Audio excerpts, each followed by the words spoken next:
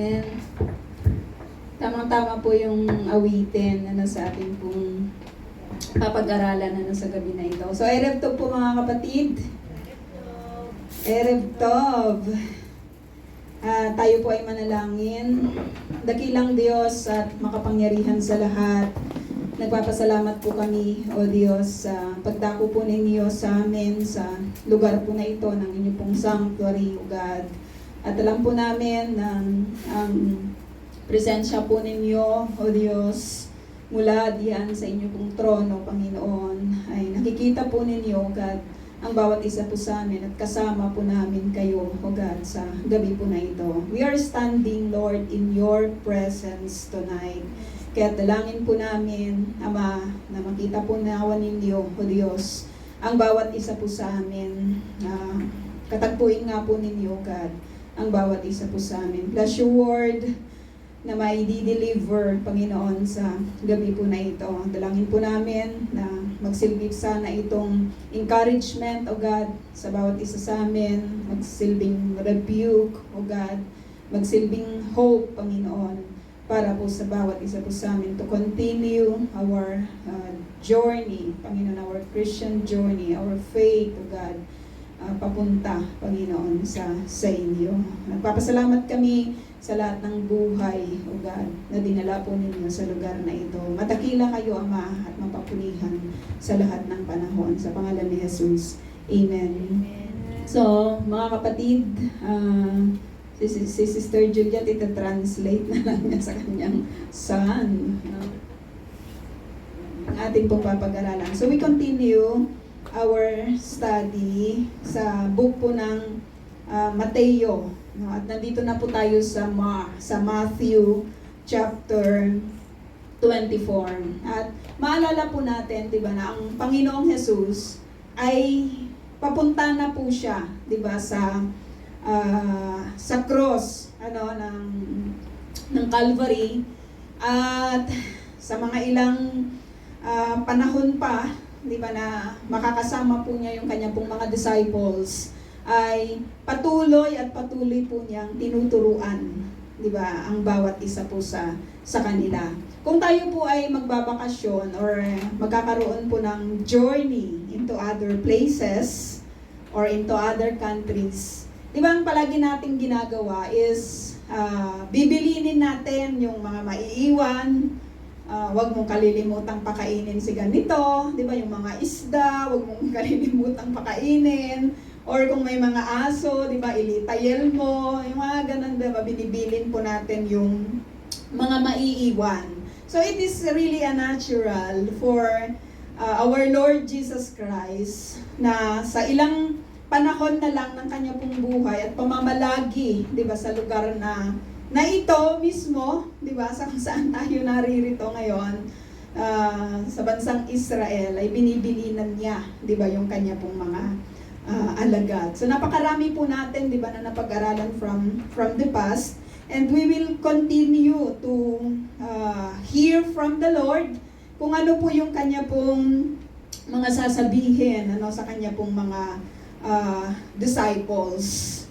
At naalala natin, may instance, di ba, sa buhay ng mga disciples that they asked the Lord, kailan ba mangyayari yung pagdating ninyo? Kailan ba mangyayari yung lahat ng inyong mga sinasabi sa amin? At sinagot po sila ng Lord na binanggit na kapag nakarinig na kayo ng mga rumors of war, di ba, ng mga famine and everything, napag-aralan natin yan from the past, ay hindi pa ito yung end, but it is the, ano sabi doon, birth pangs, di ba, ng lahat ng mangyayari sa hinaharap. So we will be looking, patuloy po nating pag-aaralan yung muling pagdating ng ating Panginoon. Kasi nagpapaalam siya, mamamatay siya, pero sabi niya, do not worry, do not be burdened, sapagkat babalik ako upang kukunin kayo sa lugar na kung saan inihanda ko, di ba, para sa inyo. So we will be looking Matthew chapter 24, verse 36 Ang sabi po dito, ngunit tungkol sa araw at oras, kailan ba mangyayari yung mga bagay na binabanggit ng Lord, yung muli po niyang pagbabalik? Sabi niya dito, ngunit tungkol sa araw at oras na iyon, magkapares ba tayo ng translation? Ngunit tungkol sa araw at oras na iyaon, walang nakakaalam. Walang nakakaalam. Walang nakakaalam, sabi niya. Kahit ang mga anghel sa langit, o maging ang anak man, So pwede nating sabihin, bakit? Diba? Kung si Jesus Christ ay siya rin yung Diyos, bakit hindi niya alam yung muli niyang pagparito? Diba? Yung second coming. Pero maalala po natin that when He became human, ay nalimitahan. Diba? Yung kanya pong gawain, yung kanya pong kapangyarihan as a human being, na kung saan ay makikita po natin that He is dependent upon God the Father. Kaya lagi nating makikita ang Panginoong Jesus na sinasabi niya, my Father, Ama ko, sapagkat nais niyang ipakita sa tao na ang dependency po natin sa Panginoon is all what we need in this life. Yun lang yung kailangan natin, dependency, di ba, upon the Lord. Walang nakakaalam, sabi niya. Di ba, this is really our hope as a Christian, na darating ang Panginoong Jesus as He promised us to come and take us and bring us, diba, doon sa lugar na kung saan ay inihanda niya para sa atin. Kasi kung hindi ito yung hope natin, diba, parang walang dahilan bakit tayo nandito, walang dahilan bakit tayo nagpupursige, diba, na makasunod sa Lord, walang dahilan na nagba-Bible study tayo, walang dahilan na umaawit tayo dito, na minsan ay nalulungkot tayo. Di ba, sa buhay na ito. Minsan naman, masaya tayo. Di ba, sa pag-fulfill sa salita ng Panginoon. Pero ang lahat ng ginagawa po natin, mga kapatid, dito sa loob ng kanya pong iglesia, is really recorded in heaven. Alam mo yan? Really recorded in heaven. So kung sinasabi niya dito na walang nakakaalam, kahit yung mga anghel hindi nila alam. Kahit yung anak ng tao ay hindi nila alam. Hindi niya alam. Sino ngayon yung nakakaalam? Kung kailan darating ang Panginoong Jesus? Yung kanyang second coming. Di ba napag-aralan natin ano yung mga palatandaan ng muli yung pagbabalik? Di ba tinanong si Jesus? Sinagot niya sila. Pero dito, kailan? Kailan ka darating? Kung nakikita na namin yung palatandaan, kailan ka ngayon darating, Lord? Sabi ni Jesus dito, walang nakakaalam. It is only, sabi dito, ang Ama lamang ang nakakaalam nito. It is the Lord lamang. It is the Father yung nakakaalam lamang kung kailan darating yung second coming, di ba, na atin pong hinihintay. So kung yung Ama, yung nakakaalam kung kailan magkakaroon ng muling pagbabalik, di ba, ng ating Panginoong Jesus, ano ngayon yung ating gagawin? Di ba? Ano ngayon yung ating gagawin? Kasi dito sa verse 37, ang sabi po niya dito, ang pagdating ng anak ng tao ay tulad noong panahon ni Noe. Tulad noong panahon ni Noah. Ano ba yung meron nung panahon ni Noah? Sabi dito, 38, ng mga araw na yon, bago bumaha, ang mga tao'y nagsisikain. Hindi naman masamang kumain, di ba? Automatic naman yon na tayo po ay kakain talaga. Sa panahon ni Noah, ganun din, no? Nagkakainan din sila. Ano pa? Nagiinuman. It is a normal scene sa mundo, di ba? Yung kumakain, umiinom, nagiinuman, ano pa? Pag-asawa. Ito ginagawa ng tao eh. Wala namang naiba, magmula pa noon hanggang ngayon, kumakain, umiinom, nagsisipag-asawa. Hindi ibig sabihin nito mga kapatid na bawal mag-asawa, bawal kumain, di ba? Hindi ito yung ibig sabihin, di ba, ng scripture. Ang ibig niyang sabihin dito, ang muling pagparito ng Panginoong Jesus ay katulad din ng dati. It is a normal life. Diba? Normal life lang, no? Hindi nga natin alam, pero katulad pa rin, nagsisikain yung mga tao, nag-aasawahan, diba? May mga nagiinuman dyan, nagsisiinuman. It is a normal thing. It is a normal life. Yung bigla na, sabi niya, walang nakakaalam, tapos bigla na lang pala siyang darating. No? Nakita na natin yung mga palatandaan na kanya pong nabanggit, no?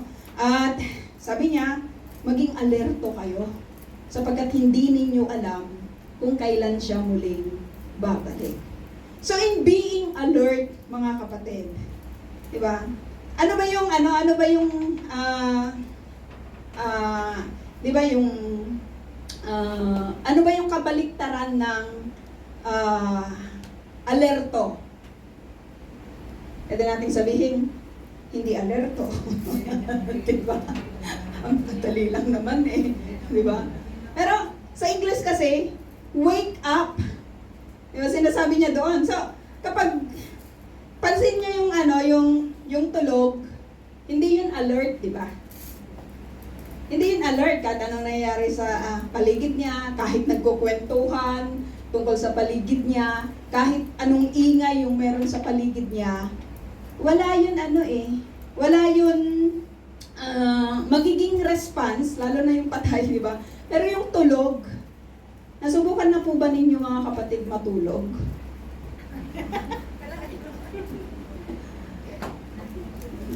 Nasubukan na po ba ninyong tulog talaga? Di ba? Na wala kayong alam, di ba? Tungkol sa kung ano yung nangyayari, di ba, sa inyong paligid. So that means to say, yung isang tulog is inactive. Hindi siya active. So pagdating sa spiritual, makikita po natin na binanggit po ni Mark dito, it is nabanggit din na binanggit din yung tungkol sa kwento na ito sa Mark 13:32 to 37. Now Mark 13 sabi dito 32 to 37. Bakit hindi Mark 13:32, 37, katulad din ng sinulat po ni Matthew. Sabi niya, ngunit walang nakakalam ng araw na iyon, kahit ang mga anghel sa langit o ang anak man, ang Ama lamang ang nakakaalam nito. No? So it's the same thing na sinabi ni Matthew. Mag-ingat kayo, sabi niya. Saan tayo mag-ingat? So kung alam natin na darating pala ang Panginoong Jesus, and we need to be alert, and how to be alert? How to be alert? Maaaring sabihin natin, tanungin natin sa ating sarili, how to be alert? Sabi dito, mag-ingat kayo. Kayo nga'y mga iingat. Mag-ingat kayo. Saan tayo mag-iingat?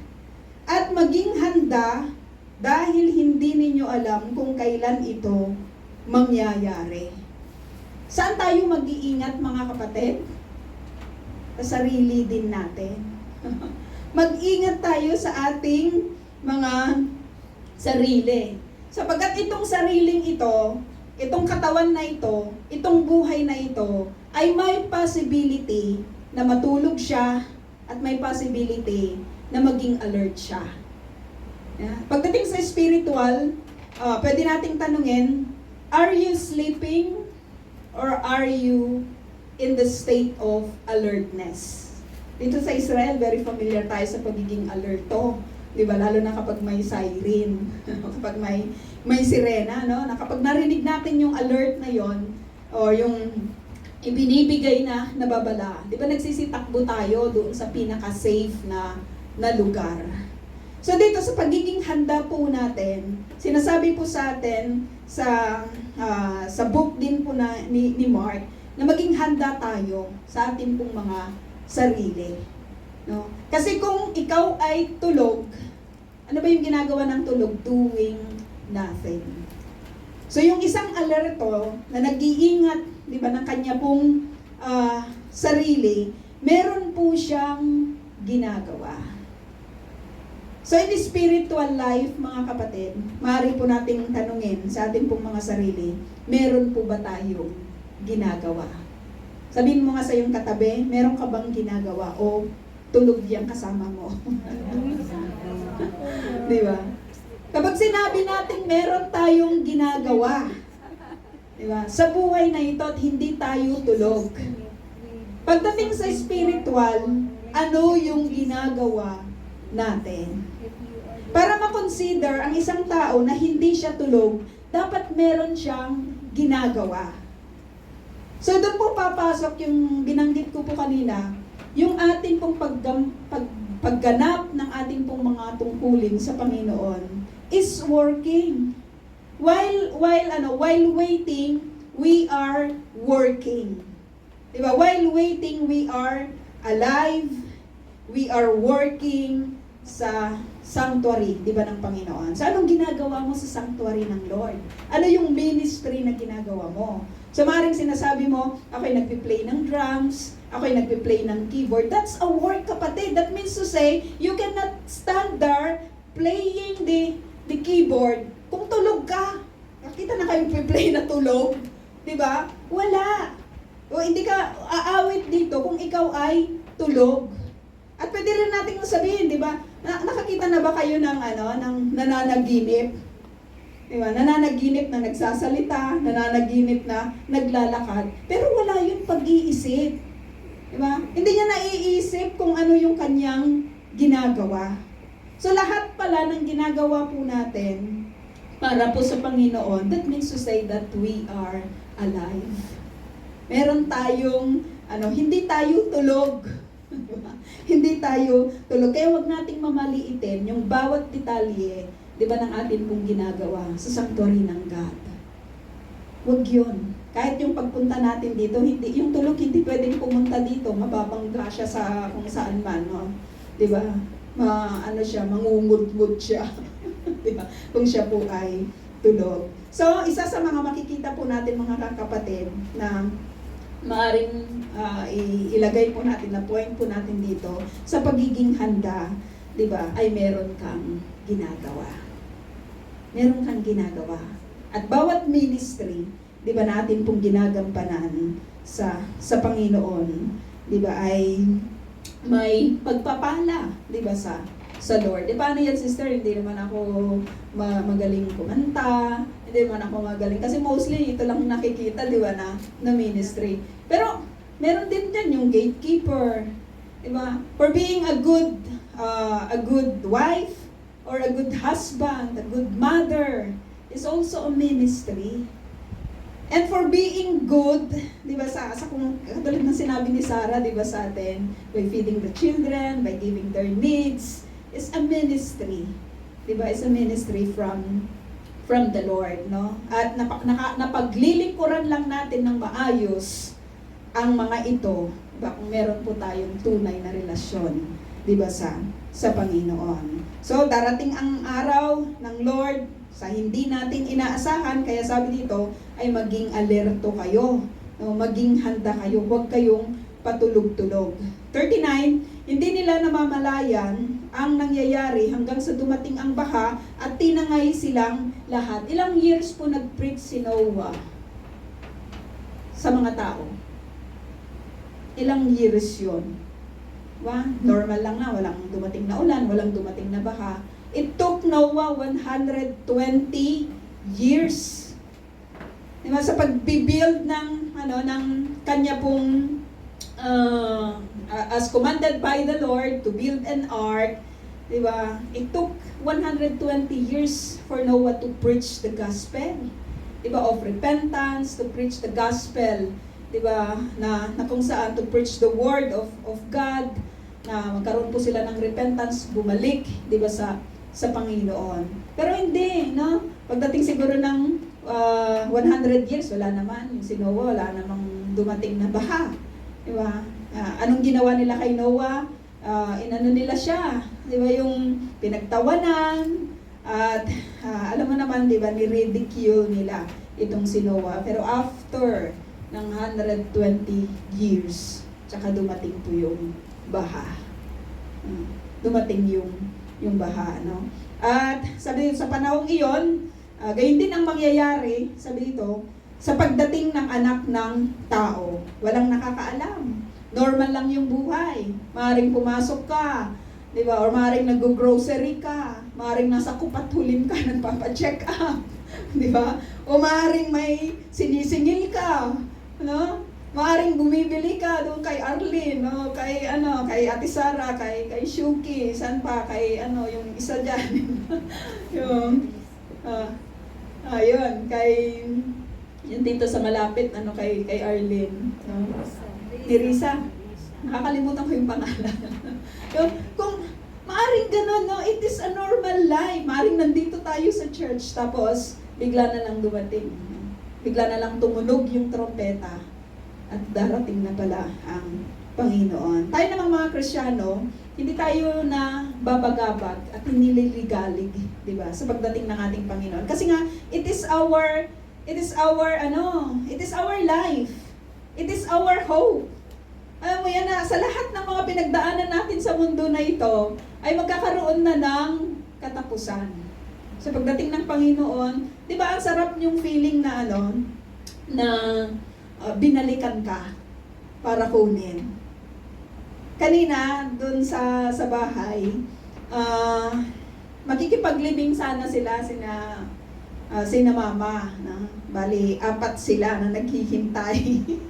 Inaantay nila yung sasakyan. Inaantay nila si Arnold para kunin sila. Makipaglibing sana sila dun sa mother,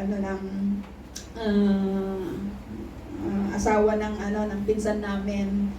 Naghintay sila ng naghintay. Ang aga nilang nagising, nakabihis na sila.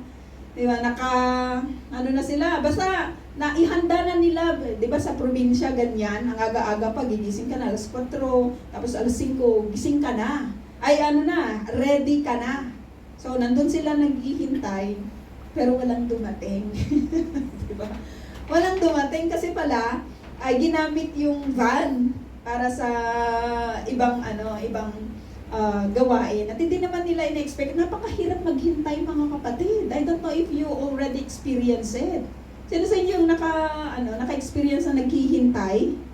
Diba? Ang usapan ninyo ay 10, tapos dumating siya ng 2. Ang hirap nun. Napakahirap nun. Diba? Sa ating ding mga Kristiyano, mga kapatid, are you bored waiting sa Panginoon? Marami yung nabuboard kaya hindi na nagpapatuloy. Pero tayo, wala sa atin, di ba? Wala sa atin yung salitang bored or boring. Wala sa atin yun kasi every day we are in the state of expectancy sa pagdating po ng Panginoon, no? We are waiting. Ito yung pinakahihintay po natin, 'di ba, na pagdating ng Lord. Kaya nga paghimlay sa gabi, yung alam mo yon, Lord, kung papalarin na ako'y magising pa sa araw ng bukas. 'Di ba? Kung ako'y papalarin kasi it is really a grace of God to wake up in the morning. Hindi mo alam, maraming hindi nagigising. Maraming hindi nakakakita sa sikat ng araw, no? Sa araw ng umaga. So it is really a blessing yung makagising tayo, 'di ba, sa araw ng bukas. Sabi dito sa verse 40, sa panahong iyon, may 2 lalaking nagtatrabaho sa bukid, kukunin ang isa at iiwan ang ikalawa. So ito na yung sinasabing rapture, 'di ba, mga kapatid? Merong kukunin yung isa at maiiwan yung isa. Kanina nakita natin, normal yung buhay, darating ang Panginoon, magkakaroon ng rapture, kukunin yung isa. Ang tanong doon, di ba, maiiwan ka ba? Kaya nga ako lagi kong sinasabi, Lord, ayoko talagang maiwan. Pag pumapasok yung human, yung flesh, sa tao. Kasi hindi mo maaalis yun eh, yung magagalit ka, maiinis ka, diba? Lalo na pag open mo ng cellphone mo, ang dami mong pwedeng ikagalit, diba? Pero, Lord, ayokong maiwan. Ayokong maiwan, kaya galit na galit ako ngayong oras na to, tapos bigla ka palang darating, di pa paano na ako, maiiwan ako, di ba? Parang ganun na yung, kaya nga lagi pala, na maging alerto ka sa lahat ng panahon, bantayan mo yung iyong sarili, kasi ang pinakamatinding kaaway ng isang tao, hindi yung kapwa niya, kundi yung sarili din niya. Walang po pwedeng magdala sa katawan na ito, sa buhay na ito, sa langit at sa impyerno, maliban sa iyo, maliban sa akin din. Ito rin katawan na ito. Diba? Ito rin, ito yung magdidesisyon. Ito yung magdidesisyon na tatanggap sa Panginoon. Hindi mo pwedeng sisihin yung iba. Hindi mo pwedeng sisihin yung iba kasi na-distract kasi ako sa kanya eh. Kasi ako, hindi. It is your liability. Lahat tayo, liable tayo sa buhay na ito. So kung kukunin yung isa, tapos maiiwan yung isa, sabi dito, may dalawang babaeng nagtatrabaho sa gilingan, kukunin ang isa at iiwan ang ikalawa. Ganun po yung mangyayari pagdating po ng Panginoon, no? Kasi yung mga kukunin, imi-meet up nila ang Lord sa air.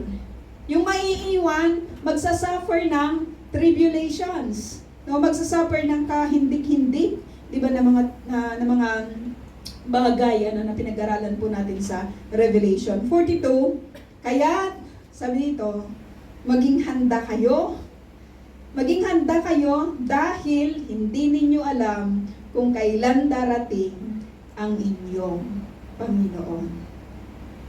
Maging handa kayo. Huwag patulog-tulog, no? Maging handa, maging alert kayo, 'di ba, sa pagdating ng inyong Panginoon. 43, unawain ninyo ito, kung alam ng may-ari ng bahay kung anong oras sa gabi darating ang magnanakaw, siya ay magkahanda at hindi niya pababayaang pasukin ang kanyang bahay. Nakakita na po ba kayo ng magnanakaw na sasabihin niya, Sister Tess, sa alas 12, papasok ako sa bahay ninyo, magnanakaw ako. Walang magnanakaw na nagbibigay ng tip. Tinitip kung kailan siya aatake. Hindi. Dumarating ito na pagplanuhan nila ito at magugulat na lang. Diba yung kanilang nanakawan. So inihalin tulad po ito sa muling pagbabalik, di ba, ng Panginoon na walang nakakaalam. 44, kaya't lagi kayong maging handa. Ilang beses niya sinabi yung maging handa? 2 beses na. Sapagkat darating ang anak ng tao sa oras na hindi ninyo inaasahan. So nakita natin yung pagiging alert, yung pagiging ready natin. Kapag tutulog-tulog ka, hindi ka alert. At kapag tutulog-tulog ka, hindi ka ready. And what else? 43, sabi ito, sino ang tapat at matalinong alipin? It is a question. Hindi ba't ang pinamamahala ng kanyang Panginoon upang magpakain sa iba pang mga alipin sa takdang oras? Sino daw yung tapat at matalinong alipin? So dito makikita natin, mga kapatid, na yung tapat at matalinong alipin, meron po siyang ginagawa. Meron siyang ginagawa. Ito yung sinasabi ko na hindi siya tulog. Kaya yung mga the quote and unquote mga Christians, sis, marami naman akong ginagawa eh. Luluto ako, diba? Nag-give ako, diba? Namamalengke ako and everything. But diba, hindi po ito yung sinasabi niya. Na pagdating sa, maganda yon na ginagampanan po natin yung ating tungkulin sa buhay po na ito. Pero wag po nating kalilimutan, diba, ang gampanan din ang tungkulin natin sa Panginoon. No? Sabi dito, tapat at matalinong alipin ay meron po siyang ginagawa. Kung merong ginagawa pala, yung isang alipin, 46, pinagpala ang aliping iyon. Sino nagsasabi nito? It's the Lord, mga kapatid. It's the Lord Jesus Christ ang nagsasabi po nito na kapag meron kang ginagawa, kapag naging tapat ka, kapag naging matalino ka, di ba, na alipin, ay pinagpapala daw yung aliping iyon kapag dinaratnan siyang tapat, hindi siya nagbago, na naglilingkod sa pagbabalik ng kanyang Panginoon. No? Sa pagbabalik ng kanyang Panginoon. I remember yung isang employer na sinabi po niya, dati, tagal-tagal na daw sinasabi na darating si Jesus. Di ba? Pero hindi pa rin siya dumarating. Ang dami nang nagkandamatayan, pero hindi pa rin siya dumarating. But it is always a continuing message sa lahat po ng mga churches that He is coming. Diba? That He is coming. That He is coming. Yun pa rin yung message ng bawat iglesia. That He is coming and we need to be alert. We need to be ready. Diba? We need to be ano yan yung makita, diba, na tayo po ay gumagawa. It is the same message, ano, pero hindi pa rin daw siya dumarating. Sinagot po yan ni Peter, diba? So hindi pa siya dumarating kasi ang nais niya, ang lahat ng mga tao ay magkaroon ng kaligtasan. No? At hindi natin po pwedeng questionin yung habag ng Lord at yung mercy ng Lord because that is His character. Diba? That is His character, yung maging mahabagin siya at maging mapagmahal, diba, na Diyos. At sabi dito, sinasabi ko sa inyo, gagawin siyang tagapamahala ng kanyang Panginoon sa lahat ng mga ari-arian nito. Yung pagiging tapat, mga kapatid, pagiging faithful pala natin sa paglilingkod sa Lord. So whatever ministry you are in, diba? Kahit saan man, no? Kahit darating ang panahon na tayo po ay magkakahiwa-hiwalay, saan man tayo dalhin, diba, ng Panginoon, you need to be faithful for whatever ministry na ipagkakatiwala sa inyo. Paano mo malalaman, diba? Paano mo malalaman na pagpasok mo sa isang iglesia, di ba, mga kapatid, paano ka makakapaglingkod sa Panginoon sa pamamagitan ng iglesyang yon? You must ask the need. Ano po yung kailangan ninyo? Ano yung kailangan ng iglesia? Ano yung kailangan ng iglesia? Maybe I can be able to devote myself to the need na meron ang iglesia. Napakasarap na ganun po, no, yung hindi yung ngingiti-ngiti ka lang, di ba, maraming mga ganon. Pero napakasarap sa isang mananampalataya when you know that your Lord is coming back, no? Na hindi mo sinasayang yung panahon and you want to be involved, you want to get involved sa gawain po ng Panginoon. Wherever you are, you must ask the need and participate, di ba, sa need na yon. No? Kung ang need ay nakita mo naman, no, you ask the pastor, ano po yung pangangailangan, 'di ba, sa iglesia po na ito. And the pastor knows a lot kung ano po yung pangangailangan sa iglesia. And alam natin, mga kapatid, na ang paglilingkod sa Panginoon, katulad ng binabanggit po ng ating Panginoong Jesus dito, na kapag in-involve mo ang sarili mo sa gawain ng Lord, una sa lahat, hindi ka tulog, ikaw ay gising, di ba? Ikaw ay alerto, ikaw ay ready, ikaw ay nagpapakita ito ng iyong faithfulness, at meron ka pong, sabi dito, meron ka pong pagpapala na matatanggap mula sa Panginoon. Ngunit kung masama ang aliping iyon, sabi niya, sasabihin niya sa kanyang sarili, matatagalan pa ang pagbabalik ng aking Panginoon. Kaya't sisimulan niyang bugbugin ang kanyang kapwa alipin at makikipagkainan at makikipag-inuman sa mga lasenggo. No? Pastor, patay nga po yung aking alarm. Bible study na. 9 o'clock. Ayan. So nakita po natin yung contrast po dito ng isang tapat, di ba? At matalinong alipin, at yung isang alipin na hindi po tapat at hindi po matalino. Ang gagawin po ng hindi tapat at hindi matalinong alipin, ang gagawin niya ay magsisimula siya dati, sabi dito, bubugbugin ang kanyang kapwa alipin. Sasaktan yung kanyang kapwa alipin.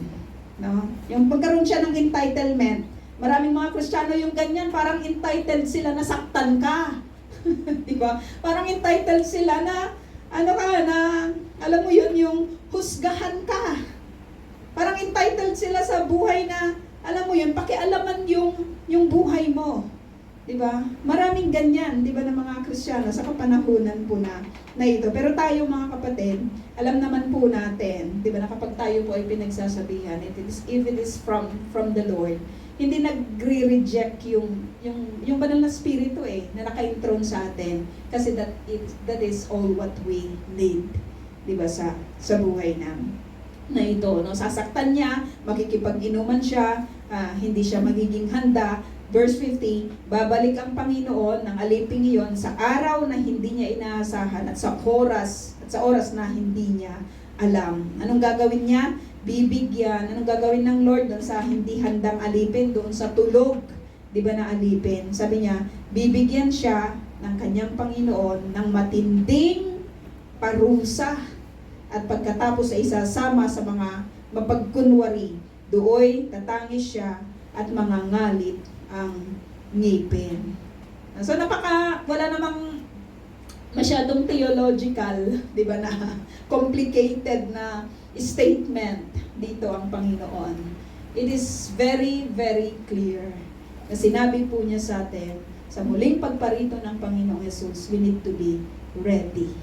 We need to be alert.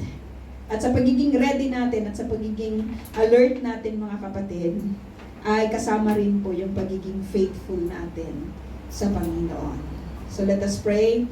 Heavenly Father, nagpapasalamat po kami sa muli po ninyong reminder, O God, sa amin, Panginoon, na sa lahat, Lord, ng mga pinagdadaanan po namin sa buhay na ito, Panginoon, napapagod, nanghihina, O God, nawawalan ng pag-asa, at maaring nawawalan din, O Diyos, ng kasigasigan na hanapin kayo.